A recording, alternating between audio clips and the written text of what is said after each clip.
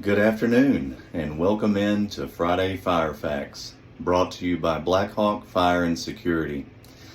Today is episode 4. Believe it or not, this makes a month for everybody. So thanks for listening and joining in and watching. Hope what you're learning here is helping and will help you in the future. Today we're going to talk about fire safety when dealing with the elderly, whether that be yourself, someone that you help from time to time, or maybe even a live-in situation where you're helping someone on a normal basis. There's many things that you don't think about in a day-to-day life that can be helpful and will help you in the long term as far as your safety and the safety of those around you. So let's hop into it.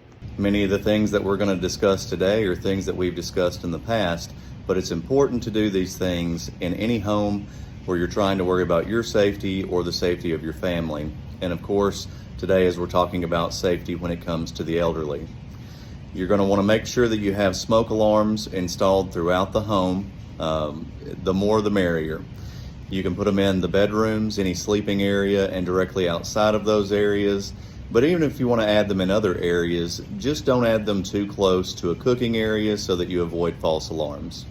You want to make sure that you have a fire extinguisher available, because the quicker you can put out a fire, the less likely it is to become out of control and need someone to come help you. You can get those taken care of and remain safe. The other thing that you really want to make sure that you do beforehand is that you want to draw out an escape plan. You want to have a plan to get out of the house. Anyone in the house, you want to make sure that they understand how to get out of the house. And if it's a situation where you're dealing with dementia, they may not understand how to get out of the house. So make sure that you have a plan so that you know how to best help them and get them out of the house safely.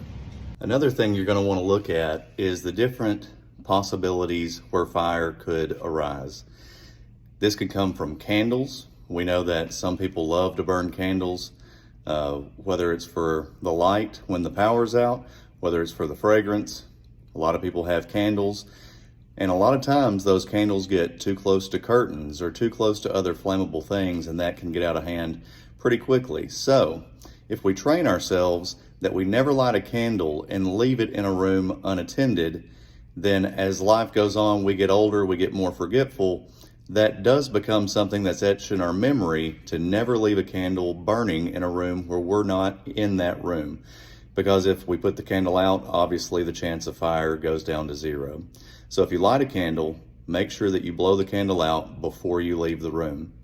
If you have a family member that smokes, or if you smoke, either smoke outside or, best case scenario would be to quit. But if you can't, make sure that if you are staying with someone that does smoke, monitor them. Because a lot of times what can happen is a family member can fall asleep, that cigarette falls, and there you go, you've got a fire there. And typically if they're asleep, there's not going to be a quick response time to the fire. So make sure that you monitor any type of smoking, whether it be cigarettes or a pipe or anything like that. Make sure that you're monitoring that habit so that a fire doesn't arise from that. Any type of cooking. Cooking can be a huge source of fire, whether it be in restaurants, whether it be in the home. You want to make sure that you never leave something cooking that's unattended. So as we get older, we want to start setting alarms on our phone or things like that that can remind us that we have something on the stove or something in the oven that we can go back and check. Because as we know, you're not going to start something in the oven that may take an hour and just sit there and watch it. You'll go about your daily routine and you may forget that. So set an alarm on your phone, and when that alarm goes off, you can go and check it and make sure that nothing has happened. But you want to check on that throughout the cooking process to make sure that nothing has, no grease has started a fire, that no fire has started in that area while you've been away. So check on that. Lastly, we want to talk about something that most of us have dealt with, dementia. People with dementia do not perceive things the same way that we do. It affects their senses in every form of the word. Sometimes their physical feeling, the nerve endings. Sometimes, primarily mentally, it affects the way they perceive different situations, the way they remember certain situations.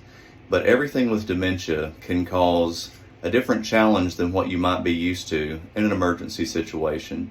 So be prepared for that. Be aware that that might be an issue and try to prepare for that the best way that you can so that if the need arises, you'll be prepared.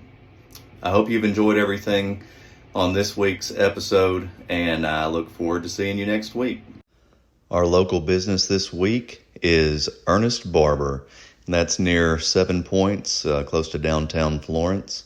Marco has been cutting my hair for quite some time and was also in the youth group when I was the youth minister several years ago. Ernest Barber is run by Daniel. He's the owner-operator and cuts hair there as well. And then you've got Zane and Molly that are also there. So give them a call, make an appointment. You can also schedule through the Squire app, and you can make payments and everything there. It's a great place. They do a great job, whether you want just the best fade you can get in town or whatever cut you want, they got you covered. So give them a call.